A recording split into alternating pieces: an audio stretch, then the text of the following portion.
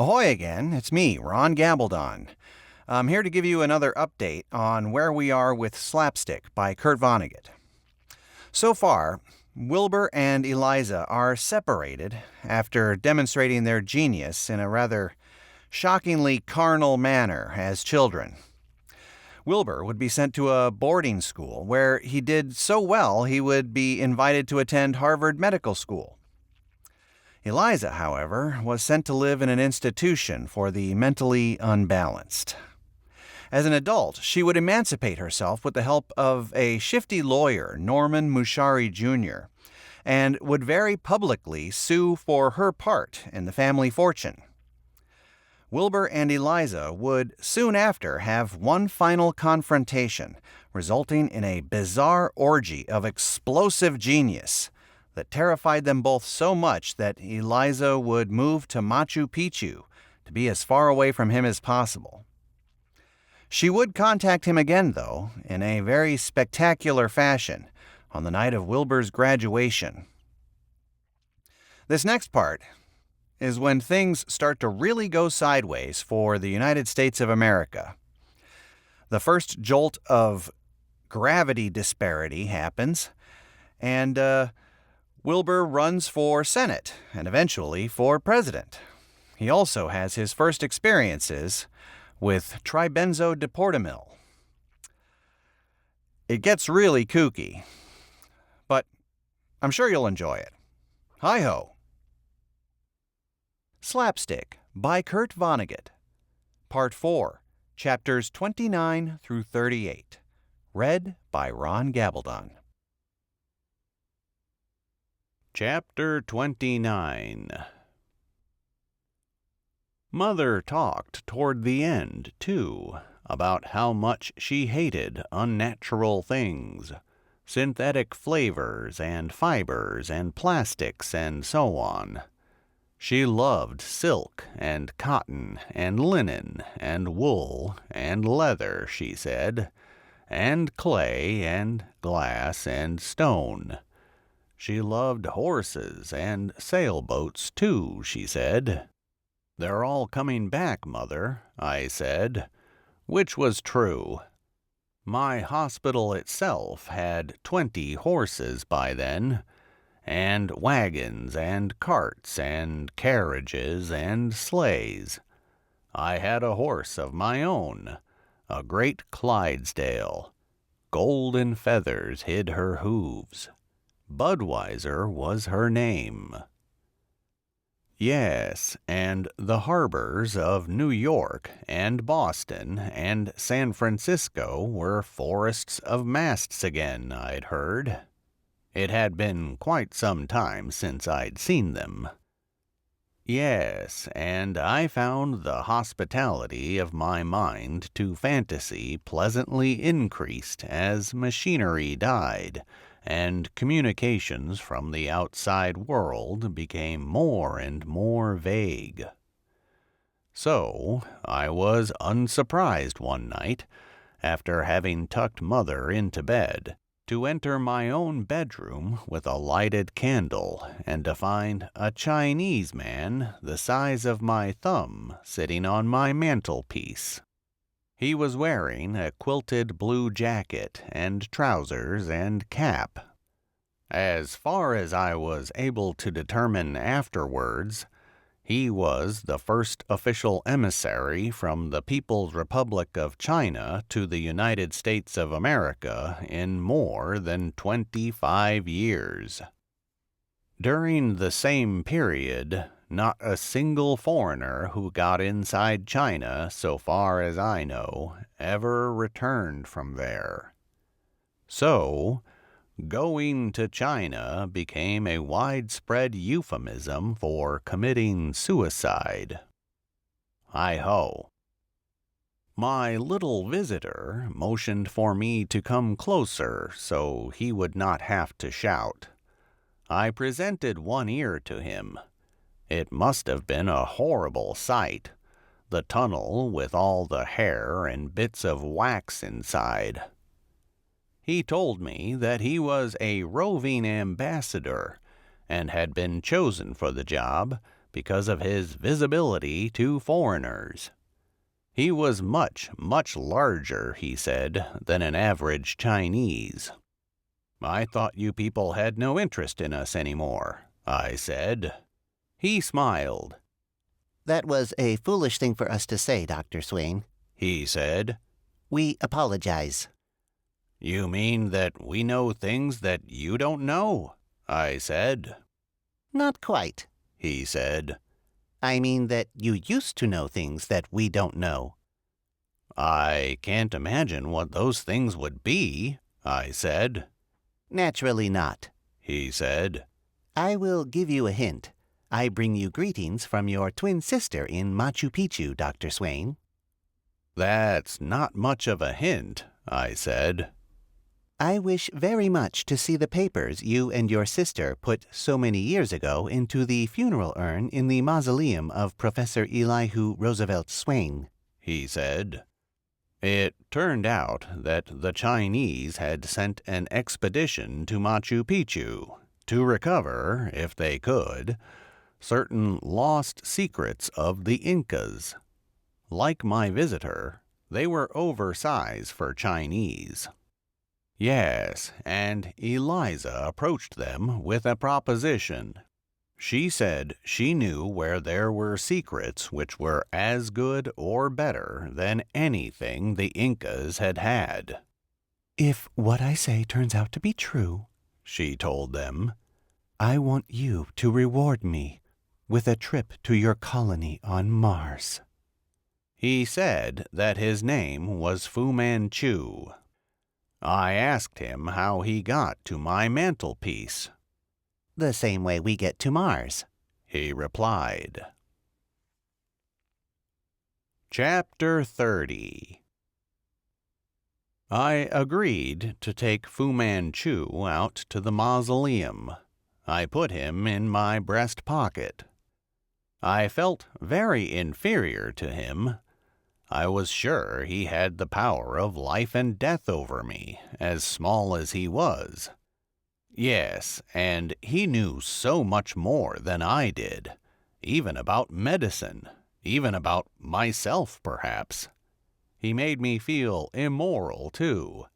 It was greedy for me to be so big. My supper that night could have fed 1,000 men his size. The exterior doors to the mausoleum had been welded shut, so Fu Manchu and I had to enter the secret passageways, the alternate universe of my childhood, and come up through the mausoleum's floor. As I made our way through cobwebs, I asked him about the Chinese use of gongs in the treatment of cancer. We are way beyond that now, he said. Maybe it is something we could still use here, I said. I'm sorry, he said from my pocket. But your civilization, so-called, is much too primitive. You could never understand. I said. He answered all my questions that way, saying, in effect, that I was too dumb to understand anything. When we got to the underside of the stone trap-door to the mausoleum, I had trouble heaving it open. Put your shoulder into it, he said, and tap it with a brick, and so on. His advice was so simple-minded that I concluded that the Chinese knew little more about dealing with gravity than I did at the time. Hi-ho. The door finally opened, and we ascended into the mausoleum. I must have been even more frightful than usual to look at. I was swaddled in cobwebs from head to toe. I removed Fu Manchu from my pocket, and, at his request, I placed him on top of the lead casket of Professor Elihu Roosevelt Swain. I had only one candle for illumination, but Fu Manchu now produced from his attaché case a tiny box. It filled the chamber with light as brilliant as the flare that had lit Eliza's and my reunion in Boston so long ago. He asked me to take the papers from the urn, which I did. They were perfectly preserved. "This is bound to be trash," I said. To you, perhaps, he said. He asked me to flatten out the papers and spread them over the casket, which I did. How could we know when we were children something not known even today to the Chinese? I said. Luck, he said. He began to stroll across the papers in his tiny black and white basketball shoes, pausing here and there to take pictures of something he had read. He seemed especially interested in our essay on gravity, or so it seems to me now, with the benefit of hindsight. He was satisfied at last. He thanked me for my cooperation and told me that he would now dematerialize and return to China. "Did you find anything at all valuable?" I asked him. He smiled. A ticket to Mars for a rather large Caucasian lady in Peru, he replied.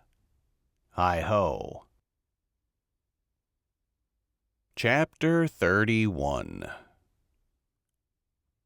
3 weeks later, on the morning of my 50th birthday, I rode my horse Budweiser down into the hamlet to pick up the mail.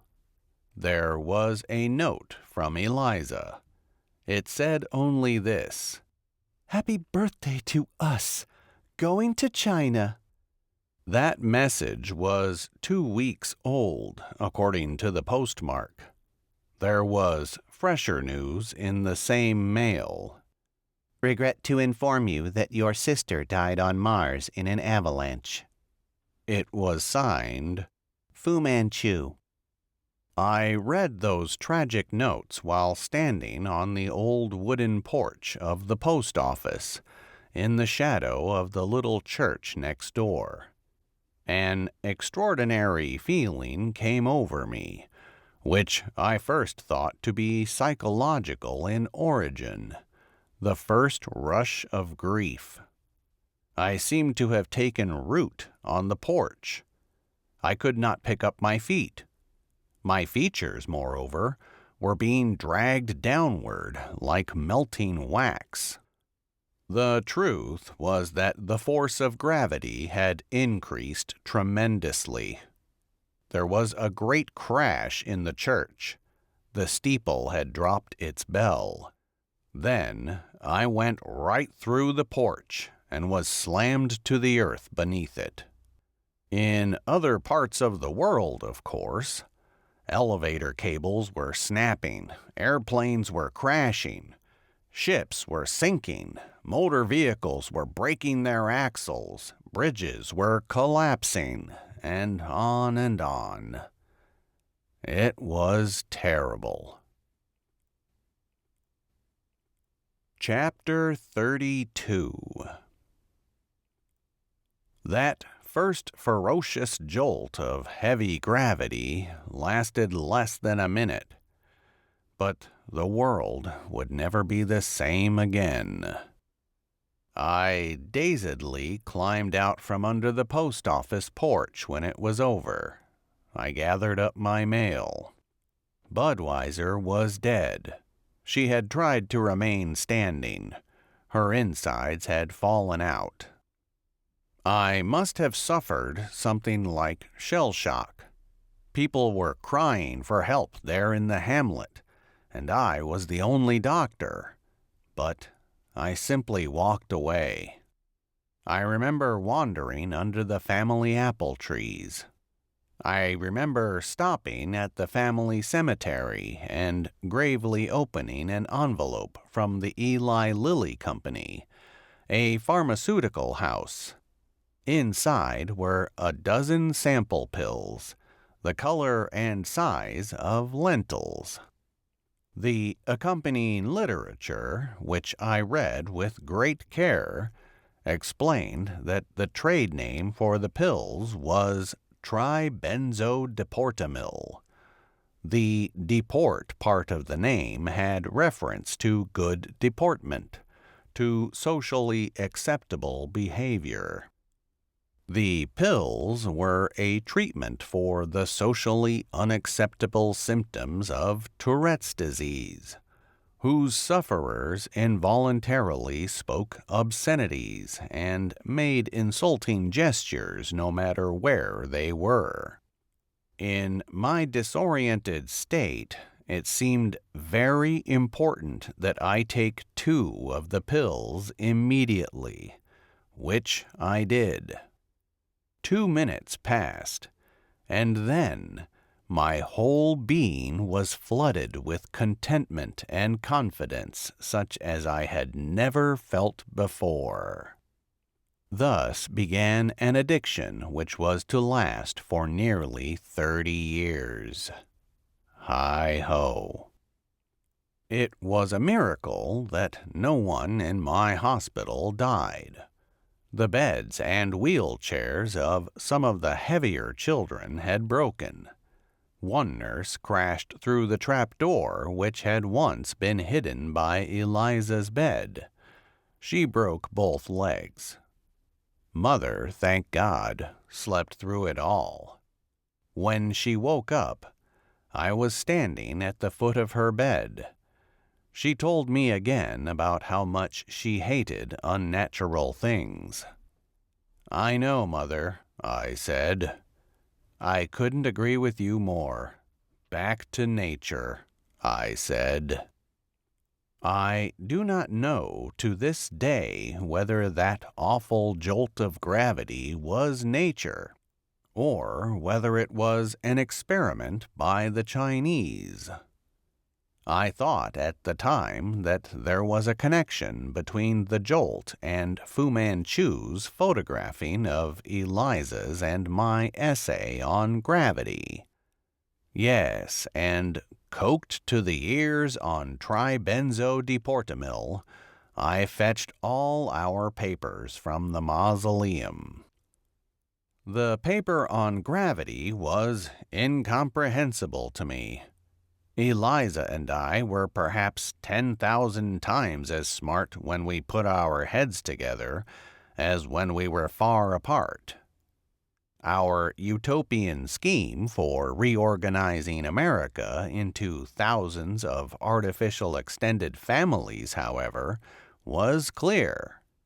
Fu Manchu had found it ridiculous, incidentally. "This is truly the work of children," he'd said. I found it absorbing. It said that there was nothing new about artificial extended families in America. Physicians felt themselves related to other physicians, lawyers to lawyers, writers to writers, athletes to athletes, politicians to politicians, and so on. Eliza and I said these were bad sorts of extended families, however. They excluded children and old people and housewives and losers of every description. Also, their interests were usually so specialized as to seem nearly insane to outsiders. An ideal extended family, Eliza and I had written so long ago, should give proportional representation to all sorts of Americans, according to their numbers. The creation of 10,000 such families, say, would provide America with 10,000 parliaments, so to speak, which would discuss sincerely and expertly what only a few hypocrites now discuss with passion, which is the welfare of all mankind. My reading was interrupted by my head nurse, who came in to tell me that our frightened young patients had all gotten to sleep at last. I thanked her for the good news, And then I heard myself tell her casually, "Oh, and I want you to write to the Eli Lilly Company in Indianapolis and order 2,000 doses of a new drug of theirs called tribenzodiportamil." Hi-ho. Chapter 33. Mother died 2 weeks after that. Gravity would not trouble us again for another 20 years. And time flew.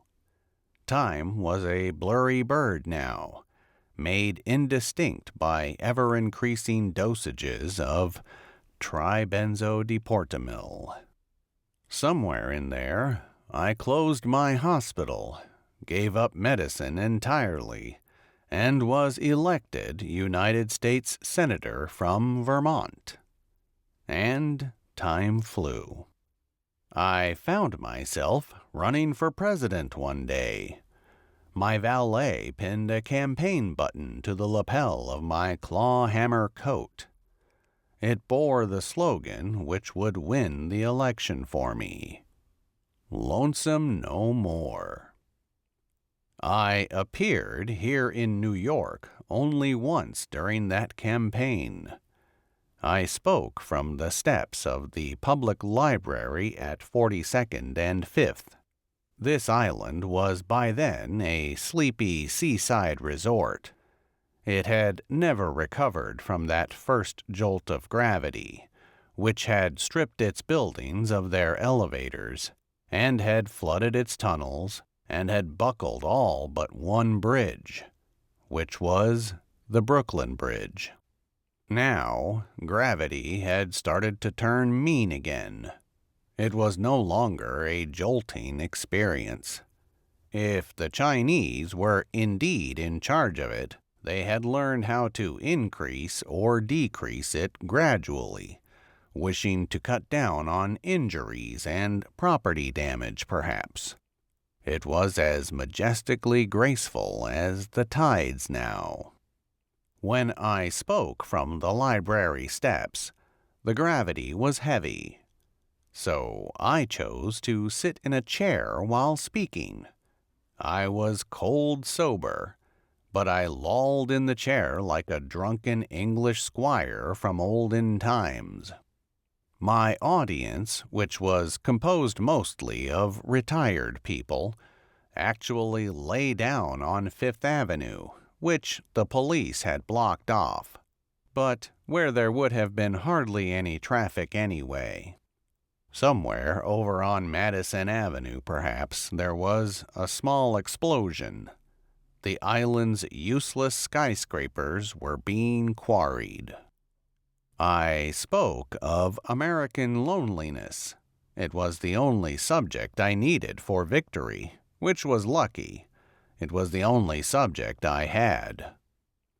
It was a shame, I said, that I had not come along earlier in American history with my simple and workable anti-loneliness plan. I said that all the damaging excesses of Americans in the past were motivated by loneliness rather than a fondness for sin. An old man crawled up to me afterwards and told me how he used to buy life insurance and mutual funds and household appliances and automobiles and so on, not because he liked them or needed them, but because the salesman seemed to promise to be his relative, and so on. "I had no relatives, and I needed relatives," he said. "Everybody does," I said. He told me that he had been a drunk for a while, trying to make relatives out of people in bars. "The bartender would be kind of a father, you know," he said. "And then all of a sudden it was closing time." "I know," I said. I told him a half-truth about myself which had proved to be popular on the campaign trail. "I used to be so lonesome," I said, that the only person I could share my innermost thoughts with was a horse named Budweiser. And I told him how Budweiser had died. During this conversation, I would bring my hand to my mouth again and again, seeming to stifle exclamations and so on. I was actually popping tiny green pills into my mouth. They were outlawed by then, and no longer manufactured. I had perhaps a bushel of them back in the Senate office building. They accounted for my unflagging courtesy and optimism, and perhaps for my failure to age as quickly as other men. I was 70 years old, but I had the vigor of a man half that age. I had even picked up a pretty new wife, Sophie Rothschild Swain, who was only 23. If you get elected and I get issued all these new artificial relatives, said the man. He paused. How many did you say? 10,000 brothers and sisters, I told him. 190,000 cousins. Isn't that an awful lot? He said. Didn't we just agree we need all the relatives we can get in a country as big and clumsy as ours? I said. If you ever go to Wyoming, say, wouldn't it be a comfort to know you had many relatives there? He thought that over. Well, yes, I expect, he said at last. As I said in my speech, I told him, your new middle name would consist of a noun, the name of a flower or fruit or nut or vegetable or legume, or a bird or a reptile or a fish or a mollusk, or a gem or a mineral or a chemical element, connected by a hyphen to a number between 1 and 20. I asked him what his name was at the present time. Elmer Glenville Grasso, he said. Well, I said, you might become Elmer Uranium-3 Grasso, say.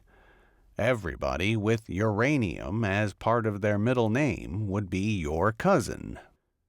That brings me back to my first question, he said. What if I get some artificial relative I absolutely can't stand? What is so novel about a person's having a relative he can't stand? I asked him. Wouldn't you say that sort of thing has been going on now for perhaps 1,000,000 years, Mr. Grasso?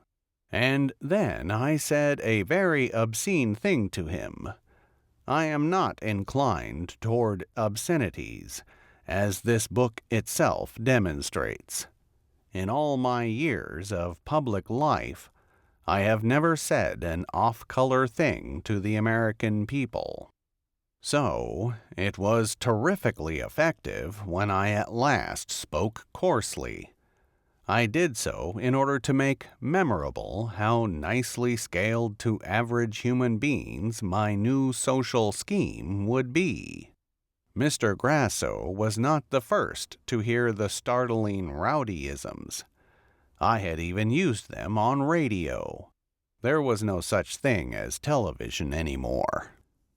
Mr. Grasso, I said, I personally will be very disappointed if you do not say to artificial relatives you hate after I am elected, brother or sister or cousin, as the case may be, why don't you take a flying fuck at a rolling donut? Why don't you take a flying fuck at the moon? You know what relatives you say that to are going to do, Mr. Grasso? I went on. They're going to go home and try to figure out how to be better relatives. And consider how much better off you will be if the reforms go into effect. When a beggar comes up to you and asks for money, I went on. I don't understand, said the man. Why, I said, you say to that beggar, what's your middle name?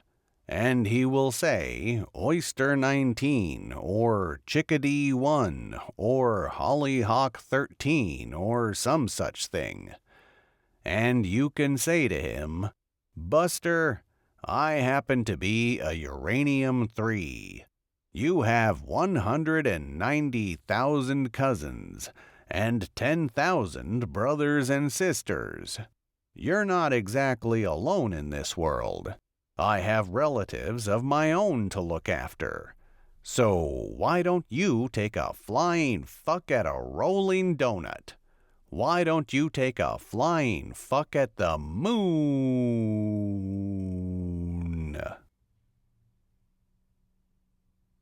Chapter 34. The fuel shortage was so severe when I was elected that the first stiff problem I faced after my inauguration was where to get enough electricity to power the computers which would issue the new middle names. I ordered horses and soldiers and wagons of the ramshackle army I had inherited from my predecessor to haul tons of papers from the National Archives to the powerhouse. These documents were all from the administration of Richard M. Nixon, the only president who was ever forced to resign. I myself went to the archives to watch. I spoke to the soldiers and a few passers-by from the steps there. I said that Mr. Nixon and his associates had been unbalanced by loneliness of an especially virulent sort. He promised to bring us together, but tore us apart instead, I said.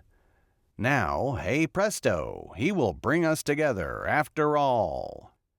I posed for photographs beneath the inscription on the facade of the archives, which said this: The past is prologue. They were not basically criminals, I said, but they yearned to partake of the brotherhood they saw in organized crime.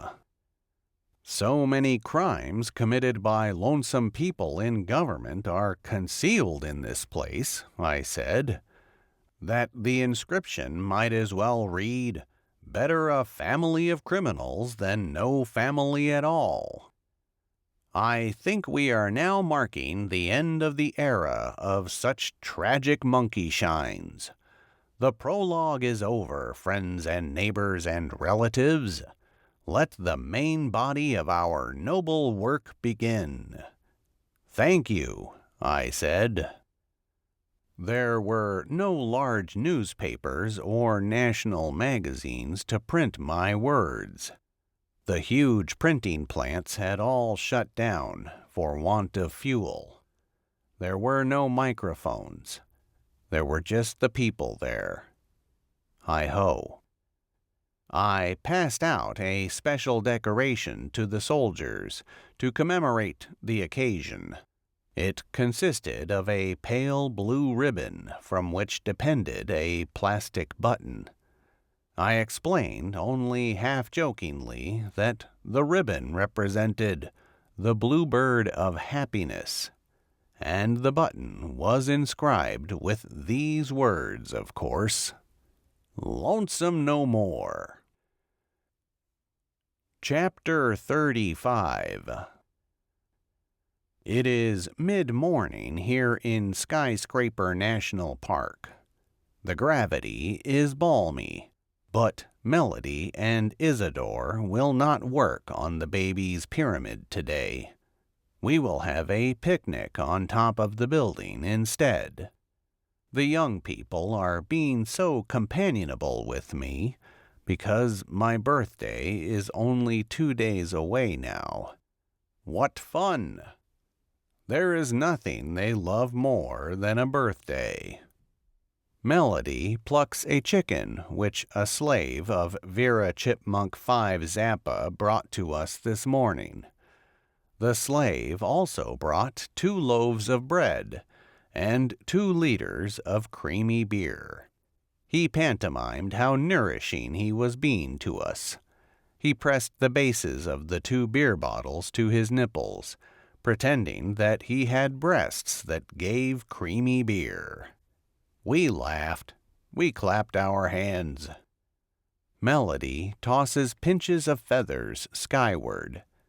Because of the mild gravity, it appears that she is a white witch. Each snap of her fingers produces butterflies. I have an erection. So does Isidore. So does every male. Isidore sweeps the lobby with a broom he has made of twigs. He sings one of the only 2 songs he knows. The other is Happy Birthday to You. Yes, and he is tone-deaf too, so he drones.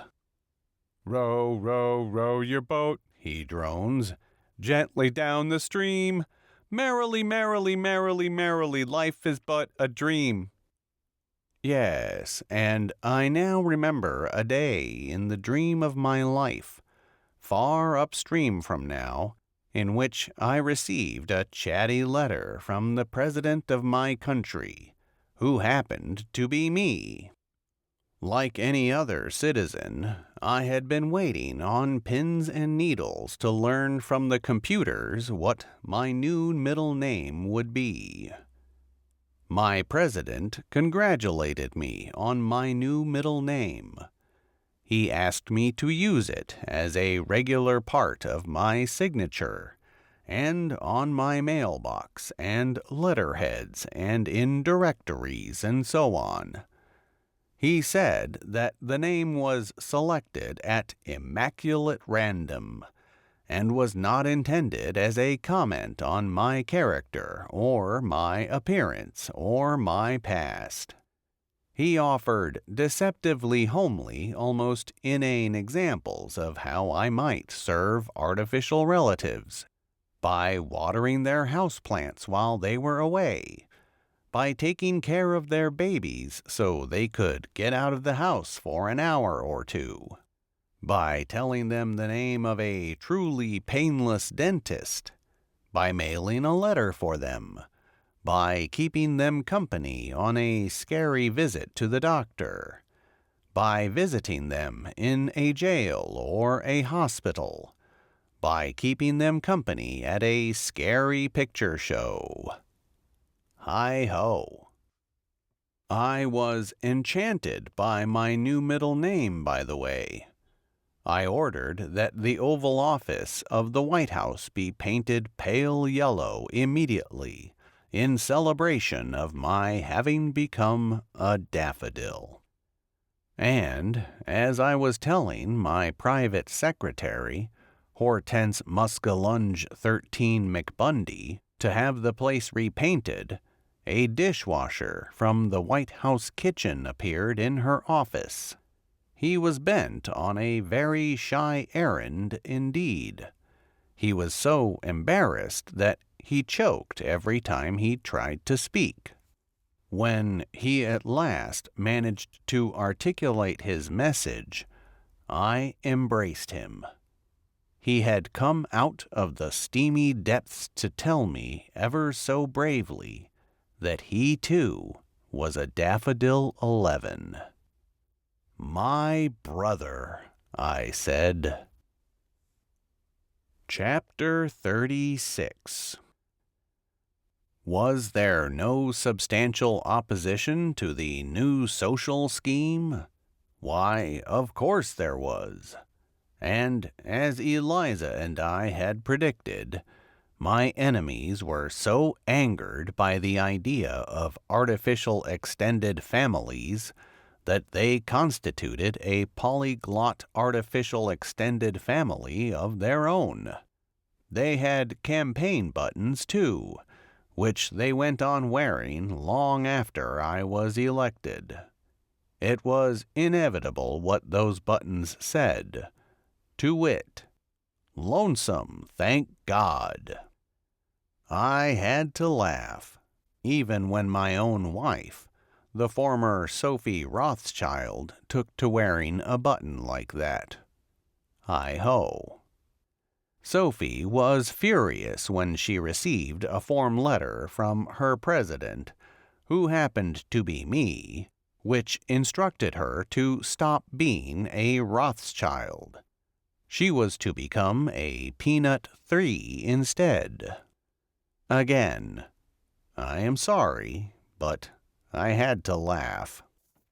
Sophie smoldered about it for several weeks, and then she came crawling into the Oval Office on an afternoon of particularly heavy gravity to tell me she hated me.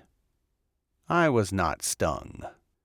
As I have already said, I was fully aware that I was not the sort of lumber out of which happy marriages were made. "I honestly did not think you would go this far, Wilbur," she said. "I knew you were crazy and that your sister was crazy too, but I did not believe you would go this far." Sophie did not have to look up at me. I, too, was on the floor, prone with my chin resting on a pillow. I was reading a fascinating report of a thing that had happened in Urbana, Illinois. I did not give her my undivided attention, so she said, "What is it you're reading that is so much more interesting than me?"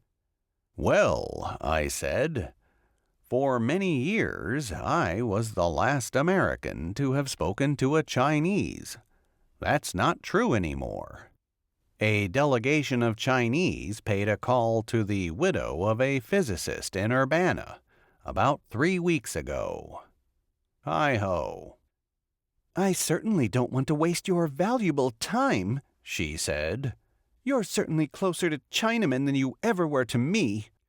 I had given her a wheelchair for Christmas to use around the White House on days of heavy gravity.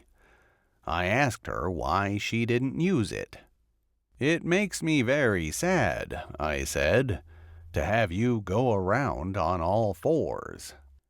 "I'm a peanut now," she said. "Peanuts live very close to the ground. Peanuts are famous for being low. They are the cheapest of the cheap and the lowest of the low." That early in the game, I thought it was crucial the people not be allowed to change their government-issue middle names. I was wrong to be so rigid about that. All sorts of name-changing goes on now, here on the Island of Death and everywhere. I can't see that any harm is done. But I was severe with Sophie. "You want to be an eagle or a diamond, I suppose," I said. "I want to be a Rothschild," she said. "Then perhaps you should go to Machu Picchu," I said. That was where most of her blood relatives had gone. "Are you really so sadistic," she said, "that you will make me prove my love by befriending strangers who are now crawling out from damp rocks like earwigs? Like centipedes? Like slugs? Like worms?" Now, I said. "When was the last time you took a look at the freak show outside the fence?" she said. The perimeter of the White House grounds, just outside the fence, was infested daily with persons claiming to be artificial relatives of Sophie or me. There were twin male midgets out there, I remember, holding a banner that said "Flower Power." There was a woman, I remember, who wore an army field jacket over a purple evening dress. On her head was an old-fashioned leather aviator's helmet, goggles and all. She had a placard on the end of a stick. peanut butter, it said. Sophie, I said, that is not the general American population out there. And you are not mistaken when you say that they have crawled out from under damp rocks, like centipedes, like earwigs and worms. They have never had a friend or a relative. They have had to believe all their lives that they were perhaps sent to the wrong universe, since no one has ever bid them welcome or given them anything to do. I hate them, she said. Go ahead, I said. There is very little harm in that, as far as I know. I did not think you would go this far, Wilbur, she said. I thought you would be satisfied with being president. I did not think you would go this far. Well, I said, I'm glad I did. And I'm glad we have those people outside the fence to think about, Sophie. They are frightened hermits who have been tempted out from under their damp rocks by humane new laws. They are dazedly seeking brothers and sisters and cousins, which their president has suddenly given to them from their nation's social treasure, which was until now untapped. You are insane, she said. Very likely, I replied. But it will not be an hallucination when I see those people outside the fence find each other, if no one else. They deserve each other, she said. Exactly, I said. And they deserve something else which is going to happen to them, now that they have the courage to speak to strangers. You watch, Sophie. The simple experience of companionship is going to allow them to climb the evolutionary ladder in a matter of hours, or days, or weeks at most. It will not be an hallucination, Sophie, I said, when I see them become human beings after having been for so many years, as you say, Sophie, centipedes and slugs and earwigs and worms. Hi-ho. Chapter 37.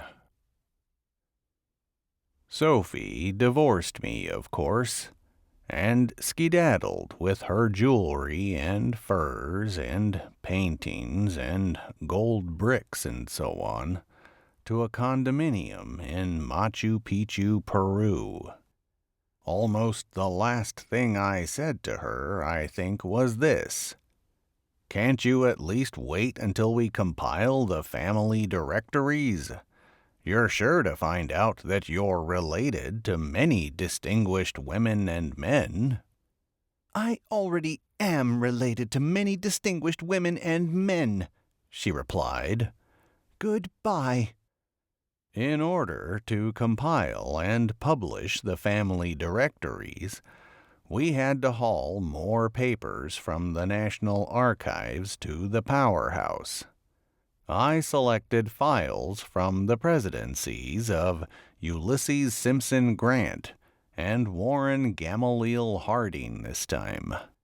We could not provide every citizen with directories of his or her own. It was all we could do to ship a complete set to every state house, town and city hall, police department, and public library in the land. One greedy thing I did. Before Sophie left me, I asked that we be sent daffodil and peanut directories all our own. And I have a daffodil directory right here in the Empire State Building right now. Vera Chipmunk 5 Zappa gave it to me for my birthday last year. It is a first edition, the only edition ever published.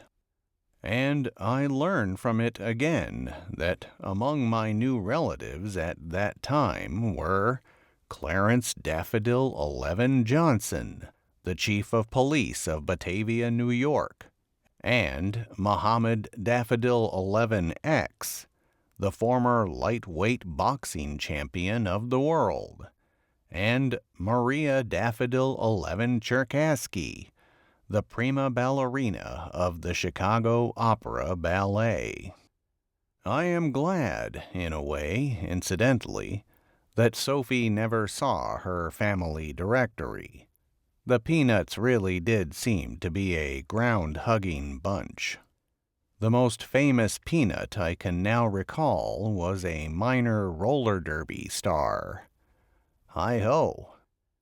Yes, and after the government provided the directories, Free Enterprise produced family newspapers. Mine was the Daffy Nation. Sophie's, which continued to arrive at the White House long after she had left me, was the Goober Gossip. Vera told me the other day that the Chipmunk paper used to be the Woodpile. Relatives asked for work or investment capital, or offered things for sale in the classified ads. The news columns told of triumphs by various relatives and warned against others who were child molesters or swindlers and so on. There were lists of relatives who could be visited in various hospitals and jails. There were editorials calling for family health insurance programs and sports teams and so on. There was one interesting essay, I remember, either in the Daffy Nation or the Goober Gossip, which said that families with high moral standards were the best maintainers of law and order, and that police departments could be expected to fade away. If you know of a relative who is engaged in criminal acts, it concluded, don't call the police. Call 10 more relatives. And so on. Vera told me that the motto of the Woodpile used to be this: a good citizen is a good family woman or a good family man. As the new families began to investigate themselves, some statistical freaks were found. Almost all Pachysandras, for example, could play a musical instrument, or at least sing in tune. 3 of them were conductors of major symphony orchestras. The widow in Urbana who had been visited by Chinese was a Pachysandra. She supported herself and her son by giving piano lessons out there. Watermelons, on the average, were a kilogram heavier than members of any other family. 3/4 of all sulfurs were female, and on and on. As for my own family, there was an extraordinary concentration of daffodils in and around Indianapolis.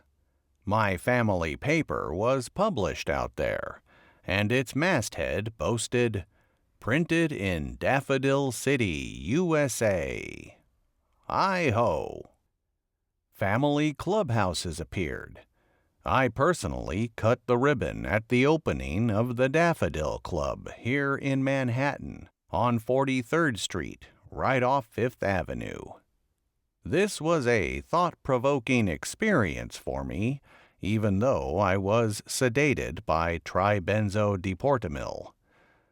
I had once belonged to another club, and to another sort of artificial extended family, too, on the very same premises.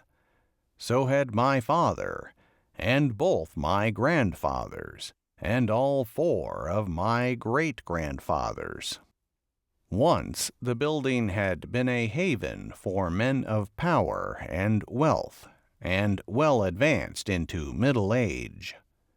Now it teemed with mothers and children, with old people playing checkers or chess or dreaming, with younger adults taking dancing lessons or bowling on the duck-pin alleys, or playing the pinball machines. I had to laugh. Chapter 38. It was on that particular visit to Manhattan that I saw my first 13 Club.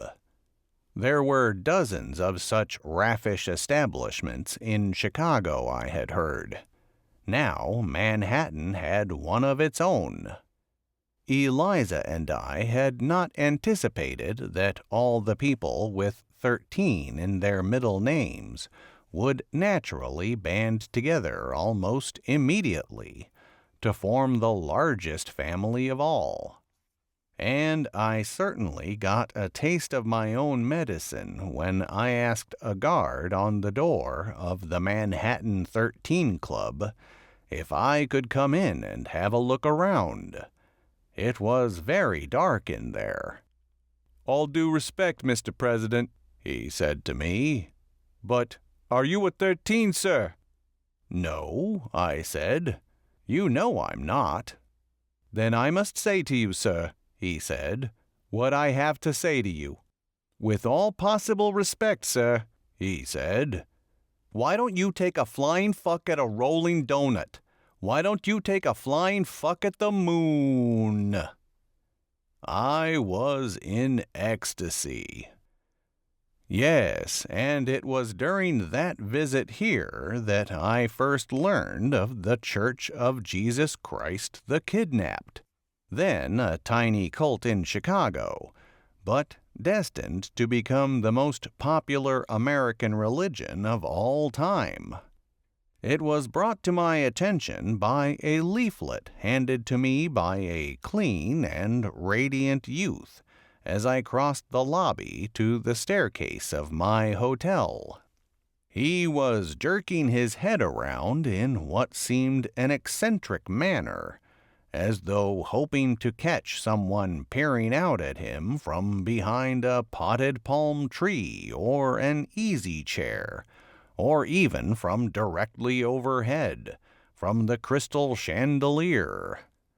And he was so absorbed in firing ardent glances this way and that it was wholly uninteresting to him that he just handed a leaflet to the President of the United States. "May I ask what you're looking for, young man?" I said. "For our Savior, sir," he replied. "You think he's in this hotel?" I said. "Read the leaflet, sir," he said. So I did, in my lonely room, with the radio on. At the very top of the leaflet was a primitive picture of Jesus, standing and with his body facing forward, but with his face in profile, like a one-eyed jack in a deck of playing cards. He was gagged. He was handcuffed. One ankle was shackled and chained to a ring affixed to the floor. There was a single perfect tear dangling from the lower lid of his eye. Beneath the picture was a series of questions and answers, which went as follows. Question: What is your name? Answer: "I am the Right Reverend William Uranium 8 Wainwright, founder of the Church of Jesus Christ the Kidnapped at 3972 Ellis Avenue, Chicago, Illinois." Question: When will God send us his Son again? Answer: "He already has. Jesus is here among us." Question: Why haven't we seen or heard anything about him? Answer: "He has been kidnapped by the forces of evil." Question: What must we do? Answer: "We must drop whatever we are doing and spend every waking hour trying to find him. If we do not, God will exercise his option." Question: What is God's option? Answer: He can destroy mankind so easily any time he chooses to. Hi-ho. I saw the young man eating alone in the dining room that night. I marveled that he could jerk his head around and still eat without spilling a drop. He even looked under his plate and water glass for Jesus, not once, but over and over again. I had to laugh.